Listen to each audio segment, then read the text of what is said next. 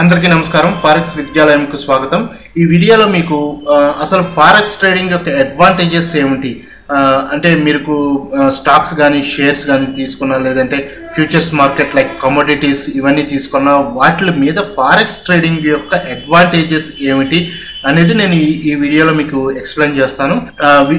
YouTube channel వచ్చేసి forex విద్యాలయం. మీకు ఇంకా గనక ఫారెక్స్ ట్రేడింగ్లో మీకు తెలుగులో గనక మీరు అసలు ఫారెక్స్ ట్రేడింగ్ అంటే ఏమిటి అనేది నేర్చుకోవాలనుకుంటే కనుక ఫారెక్స్ విద్యాలయం అనే ఈ యొక్క నా ఛానల్ని మీరు సందర్శించవచ్చు.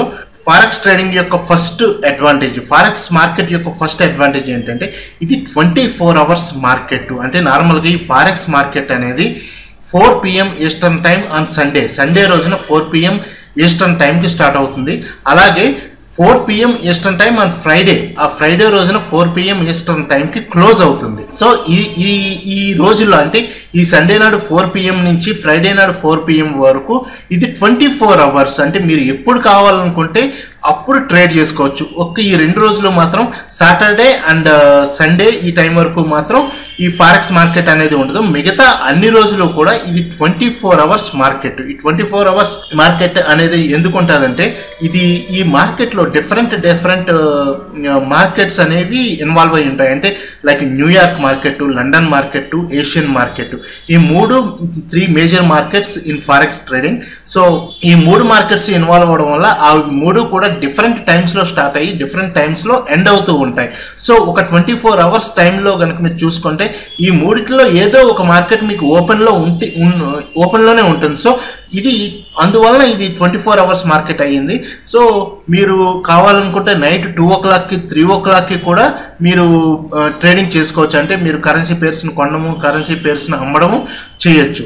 అదే మీరు స్టాక్స్లో కానీ షేర్స్లో కానీ తీసుకుంటే నేను అనుకోవడం స్టాక్స్లో కానీ షేర్స్లో కానీ morning 8 o'clock 9 o'clock market start అవుతుంది, మధ్యాహ్నం 3:30 కల్లా ఎండ్ అయిపోతుంది. అలాగే ఫ్యూచర్స్ మార్కెట్ అంటే కమోడిటీస్ గోల్డ్ సిల్వర్ అవి తీసుకుంటే కనుక మార్నింగ్ 10:30 11 o'clockకి స్టార్ట్ అవుతుంది. ఈవినింగ్ అంటే నైట్ 10:30 11కి మార్కెట్ క్లోజ్ అయిపోతుంది కమోడిటీస్ మార్కెట్. ఇవి అసలు 24 అవర్స్ మార్కెట్స్ కావు. కానీ ఫారెక్స్ ట్రేడింగ్ అనేది మాత్రం 24 అవర్స్ మార్కెట్. మీరు ఒక డేలో అంటే సండే నుంచి సండే 4 PM నుంచి ఫ్రైడే 4 PM వరకు ఏ రోజైనా ఎప్పుడైనా సరే మీరు మార్కెట్లో కరెన్సీ పేర్స్ని కొనడం కానీ అమ్మడం కానీ చేయొచ్చు. సో ఇది ఒక major advantage forex trading. Next advantage ఏంటంటే చాలా హై లిక్విడిటీ ఉంటుంది ఫారెక్స్ మార్కెట్లో. నార్మల్గా మార్కెట్ కండిషన్స్లో మీరు ఇన్స్టంటేనియస్గా కరెన్సీ పేర్స్ని కొనొచ్చు, కరెన్సీ పేర్స్ని అమ్మచ్చు. మిగతా మార్కెట్స్ కనుక చూసుకుంటే అంటే స్టాక్స్ కానీ షేర్స్ కానీ చూసుకుంటే కనుక ఫారెక్స్ మార్కెట్లో ఉన్నంత హై లిక్విడిటీ ఉండదు. ఎందుకంటే ఫారెక్స్ మార్కెట్లో జనరల్గా నార్మల్గా ట్రేడ్ అయ్యే వాల్యూమ్ ఎంత అంటే మనీ ఎంత రొటేట్ అవుతుంది అంటే $4 trillion ఆఫ్ మనీ అనేది ఫారెక్స్ మార్కెట్లో రొటేట్ అవుతూ ఉంటుంది. అందుకే చాలా హై లిక్విడిటీ ఉంటుంది. అంటే ఇమ్మీడియట్గా మీరు అమ్మాలనుకుంటే కరెన్సీ పేర్స్ని ఇమ్మీడియట్గా అమ్మేయచ్చు, కొనాలనుకున్నా కూడా ఇమ్మీడియట్గా కొనేయచ్చు. కానీ స్టాక్స్లో కానీ షేర్స్లో కానీ చూసుకుంటే ఐ థింక్ నేను అనుకోవడం అరౌండ్ $30 billion ఆఫ్ అమౌంట్ వచ్చేసి ట్రేడ్ అవుతూ ఉంటుంది స్టాక్స్ షేర్స్లో.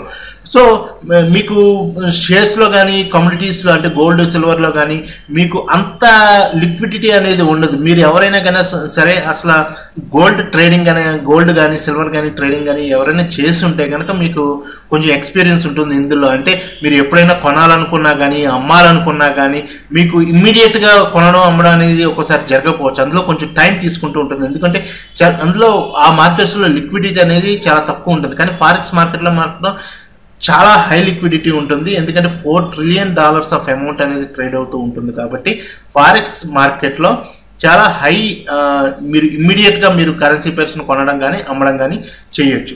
నెక్స్ట్ అడ్వాంటేజ్ ఏంటంటే ఇందులో ఒక ఫిక్స్డ్ లాట్ సైజ్ అంటూ ఉండదు.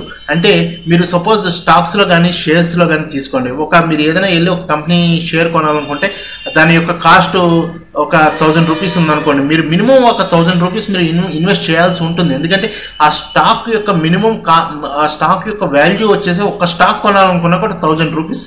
అలాగే మీరు కమోడిటీస్లో తీసుకుంటే గోల్డ్ కానీ సిల్వర్ కానీ తీసుకుంటే కనుక గోల్డ్ కానీ సిల్వర్ కానీ మీరు మినిమం 1 లాట్ కానీ 1 మినీ లాట్ కానీ ట్రేడ్ చేయాల్సి ఉంటుంది. ఇంకా అంతకంటే తక్కువ అంటే మీరు ట్రేడ్ చేయలేరు. కానీ ఫారెక్స్లో మాత్రం 0.01 లాట్స్ నుంచి మీరు ట్రేడ్ చేయొచ్చు. అంటే మీరు మినిమం ఒక $10 అమౌంట్ తోటి ట్రేడింగ్ స్టార్ట్ చేయొచ్చు. అంటే ఒక $100 అకౌంట్ తోటి ఒక అకౌంట్ మీరు ఓపెన్ చేసి అందులో మినిమం ఒక $10 తోటి మీరు స్టార్ట్ చేయొచ్చు. నేను మీకు ఇది ఎగ్జాంపుల్ చూపిస్తాను. ఓకే, ఇది మెటా ట్రేడర్ చార్ట్. ఈ మెటా ట్రేడర్ లో ఇది యూరో యూఎస్ డాలర్ కరెన్సీ పేర్ చార్ట్. ఈ యూరో యూఎస్ డాలర్ కరెన్సీ పేర్ చార్ట్ లో ఉదాహరణకు నేను ఇది కొనాలనుకుంటే నేను ఇందులోకి వెళ్ళి ఒక న్యూ ఆర్డర్ ప్లేస్ చేస్తున్నాను. సో ఇక్కడ మీరు వాల్యూమ్ అనేది అబ్జర్వ్ చేయండి. వాల్యూమ్ అనేది అబ్జర్వ్ చేస్తే కనుక ఇక్కడ వాల్యూమ్ 0.01, 0.02, 0.03, 0.04, 0.05, 1 లాట్.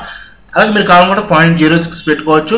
సో ఇదంతా కూడా అంటే మీరు ఇక్కడ చూస్తే కనుక 0.01 లాట్ అనే దాంతో ఇక్కడ మీకు స్టార్ట్ అవుతుంది. సో మీరు ఫారెక్స్ మార్కెట్లో నో ఫిక్స్డ్ లాట్ సైజ్ అనేది ఉండదు. మీరు చాలా తక్కువ అమౌంట్ తోటి ఫారెక్స్ ట్రేడింగ్ స్టార్ట్ చేయొచ్చు. అంటే మీకు జస్ట్ చేతిలో ఒక $100 ఉంటే కనుక మీరు $100 తోటి మీకు అకౌంట్ ఓపెన్ చేసి మీరు అందులో ఒక $10 తోటి కూడా మీరు ట్రేడింగ్ స్టార్ట్ చేయొచ్చు. ఇది ఫారెక్స్ ట్రేడింగ్ యొక్క అడ్వాంటేజ్.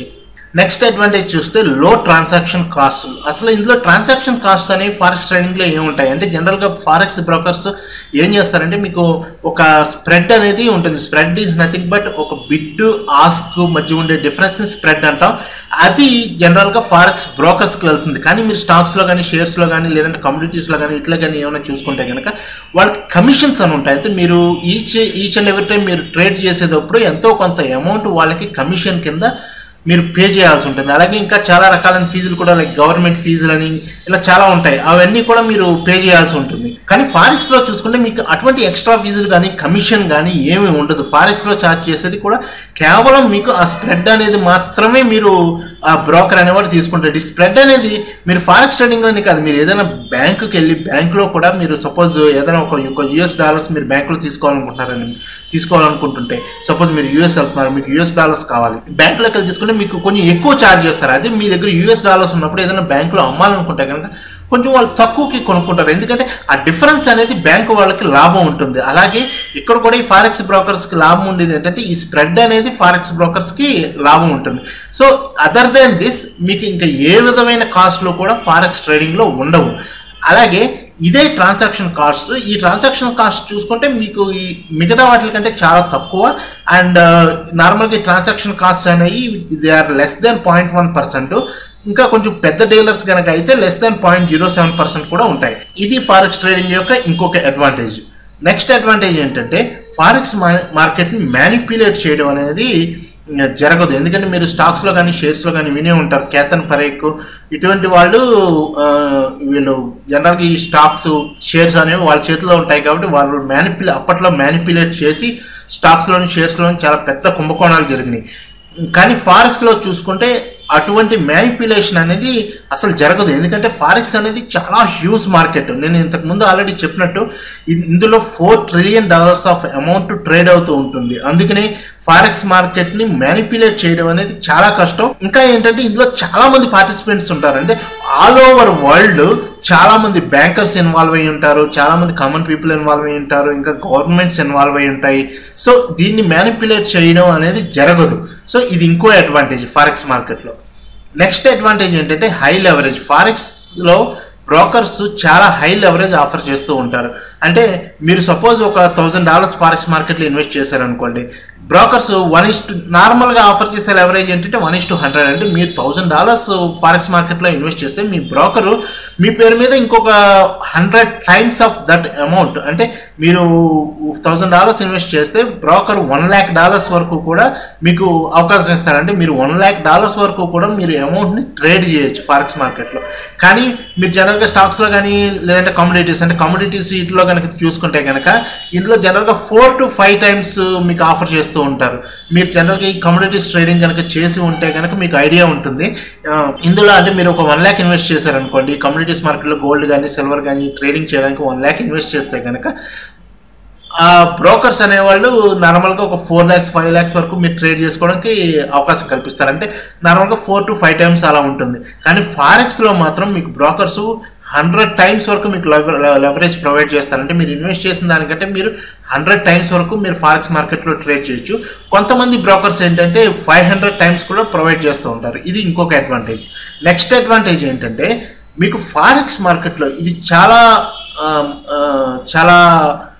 పెద్ద అడ్వాంటేజ్ నేను అనుకోవడం. ఎందుకంటే ఫారెక్స్ మార్కెట్లో మీకు ప్రాక్టీస్ చేసుకోవడానికి అవకాశం ఉంటుంది. చాలామంది బ్రోకర్స్ డెమో అకౌంట్స్ని ఆఫర్ చేస్తూ ఉంటారు. డెమో అకౌంట్స్ అంటే దే ఆర్ నాట్, అవి నిజమైన అకౌంట్స్ కావు. అందులో వర్చువల్ మనీ ఉంటుంది. అంటే ఒక $5,000 $10,000 వర్చువల్ మనీతోటి మీరు మీ ఓన్ మనీ పెట్టకుండా డైరెక్ట్గా వర్చువల్ మనీతోటి ట్రేడ్ చేసుకుని చూడొచ్చు. అంటే మీరు మీకు ప్రాఫిట్ వస్తుందా, లాస్ వస్తుందా, ఇలా ఈ డెమో అకౌంట్స్ చాలామంది ఆఫర్ చేస్తూ ఉంటారు. ఆ డెమో అకౌంట్స్ మీరు ఏదో ఒక బ్రోకర్ దగ్గర లైక్ FXCM అని కానీ, ఇంకా చాలా ఈజీ FX అని కానీ, ఇలా చాలామంది బ్రోకర్స్ ఉన్నారు.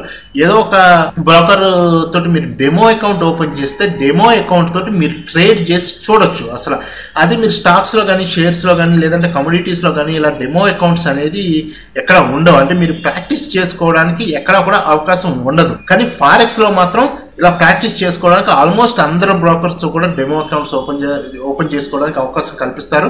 ఆ డెమో అకౌంట్స్ ద్వారా మీరు ప్రాక్టీస్ చేసుకోవచ్చు.